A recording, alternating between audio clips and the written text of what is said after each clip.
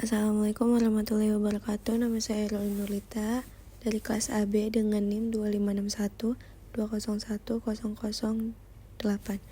Di sini saya akan menjelaskan bab 8 yang berjudul pengendalian internal dan kas. Pengendalian internal kerangka kerja terintegrasi adalah standar yang digunakan perusahaan dalam mendesain, menganalisis, dan mengevaluasi pengendalian internal.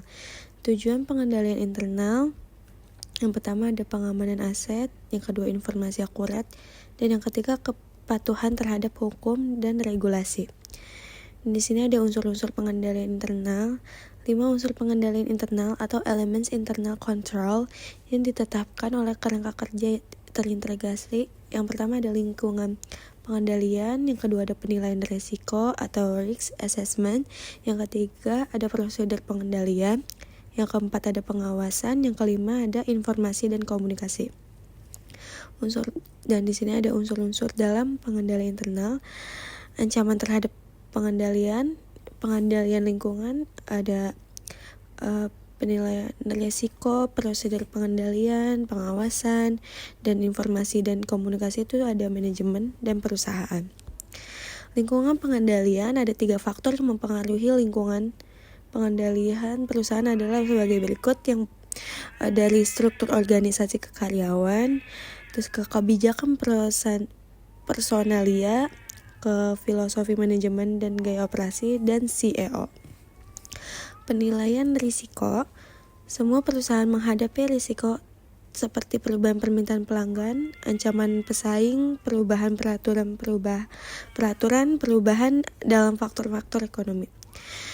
Manajemen harus menilai risiko tersebut dan melakukan tindakan-tindakan yang diperlukan untuk mengendalikannya.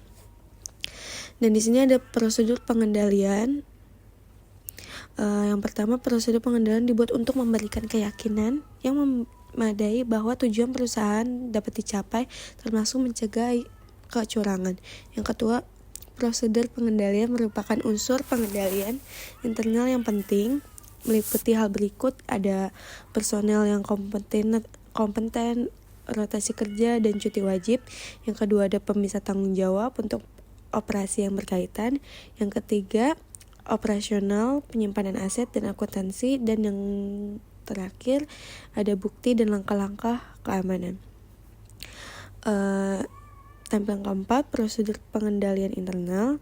Ancaman terhadap pengendalian, prosedur pengendalian personel yang kompeten, rotasi kerja, dan cuti wajib, pemisah tanggung jawab untuk operasi yang berkaitan, pemisah operasional, penyimpanan aset, dan akuntansi, bukti, dan tindakan keamanan. Dan di sini ada pengawasan.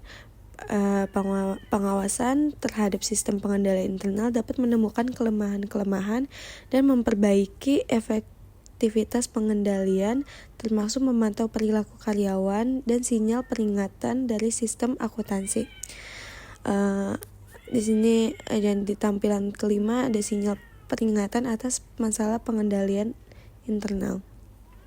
Tanda peringatan sistem dari manusia. Yang pertama ada perubahan drastis gaya hidup, yang kedua hubungan yang akrab dengan pemasok, yang ketiga menolak mengambil cuti, yang keempat sering berutang ke karyawan lain, dan yang kelima mengonsumsi alkohol atau obat-obatan berlebihan.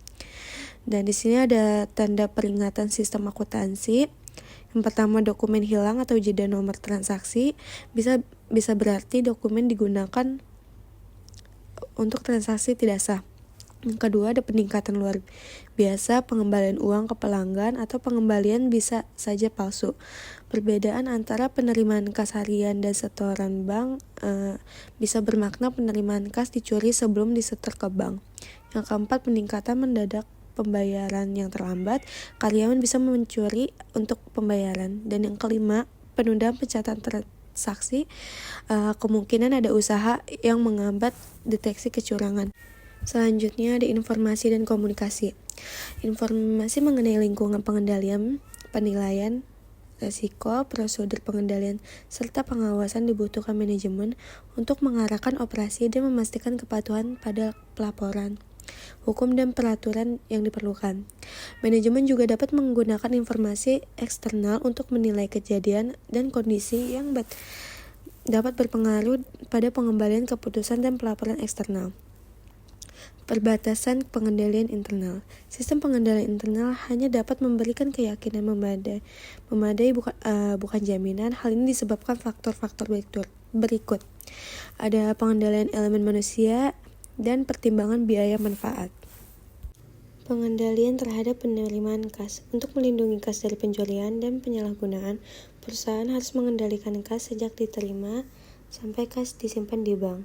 Biasanya perusahaan menerima kas dari dua sumber utama: pelanggan yang membeli barang atau jasa, pelanggan yang membayar piutangnya. Pengendalian yang penting untuk melindungi kas yang dapat diterima di penjualan langsung tunai adalah mesin kasir. Di sini ada kas yang diterima dari penjualan tunai. Di sini ada fotonya, bisa dilihat. Dan selanjutnya ada kas kurang atau kas lebih.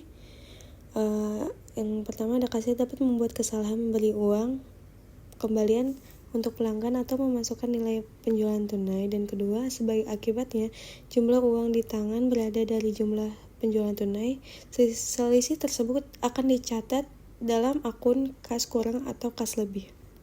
Dan selanjutnya ada pengendalian pembayaran kas.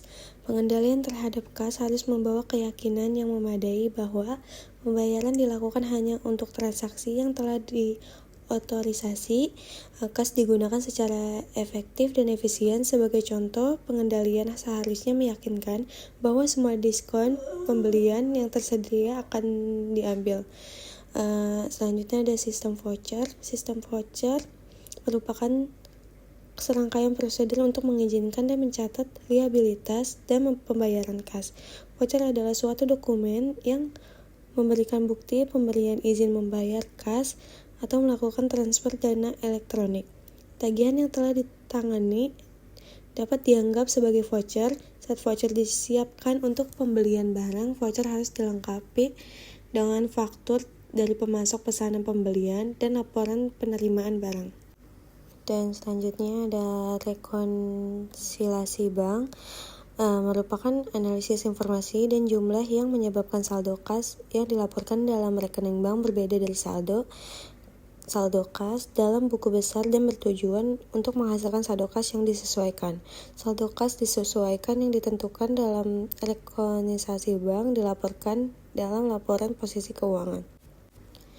Dan selanjutnya ada dana kas keperluan khusus.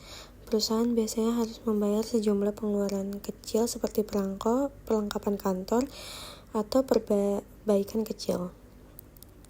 Dana kas keperluan khusus, dana kas kecil biasanya diisi kembali pada jarak periodik atau saat dana habis atau mencapai jumlah minimum.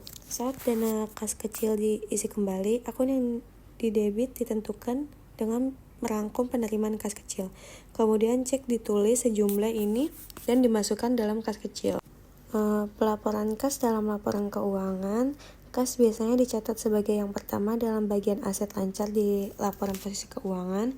Perusahaan dapat memiliki jumlah kas melebihi kebutuhan operasinya, dan biasanya perusahaan menginvestasikan kasnya dalam investasi yang sangat liquid untuk memperoleh bunga. Investasi semacam ini disebut setara kas atau cash equivalence. Rasio kas pada pengeluaran kas per bulan. Untuk perusahaan yang baru mulai berjalan atau sedang dalam kesulitan keuangan, kas merupakan hal penting untuk memproses kelangsungan hidup. Rasio terhadap beban kas bulan atau ratio of cash to monthly cash expenses berguna untuk menilai berapa lama perusahaan dapat melanjutkan operasinya tanpa pembiayaan tambahan dan arus kas positif dari kegiatan operasi. Yang kedua, rasio kas terhadap beban kas bulan kemudian dapat dihitung sebagai berikut. Rasio kas terhadap beban kas bulan, kas pada akhir tahun per beban kas bulanan. Kas termasuk setara kas diperoleh dari laporan posisi keuangan akhir periode. Beban kas bulanan terkadang disebut cash burn Diestimasi dari bagian aktivitas operasi laporan arus kas sebagai berikut. Beban kas bulanan sama dengan arus kas negatif dari kegiatan operasi per 12. Sekian penjelasan dari bab 8. Wassalamualaikum warahmatullahi wabarakatuh.